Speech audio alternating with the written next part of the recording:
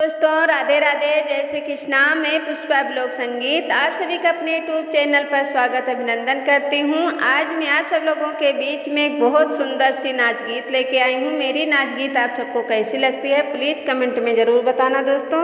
अपना लाड प्यार दुलार आशीर्वाद जरूर देना। धन्यवाद दोस्तों। का कर बुजर के जेठानी हो, जेठानी हो, मोरे मनवा के मिलल परानी हो, मोरे मनवा के मिलल परानी हो। सांझी सवेरे पिया खनवा बनावई, सांझे सवेरे पिया खनवा बनावई। हमका कहाँ खैल्या रानी हो, रानी हो, मोरे मनवा के मिलल परानी हो, मोरे मनवा के मिलल परानी हो।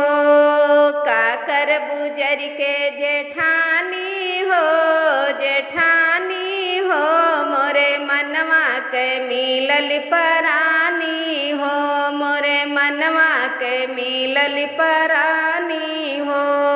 सांझे सवेरे पिया झाड़ू लगावई, सांझे सवेरे पिया झाड़ू लगावई। हमका कहाँ बैठा रानी हो, रानी हो, मोरे मनवा के मिलल परानी हो, मोरे मनवा के मिलल परानी हो। का कर बुजर के जेठानी हो, जेठानी हो, मोरे मनवा के मिलल परानी हो, मोरे मनवा के मिलल परानी हो। सांझे सवेरे पिया बिस्तर लगावई, सांझे सवेरे पिया बिस्तर लगावई।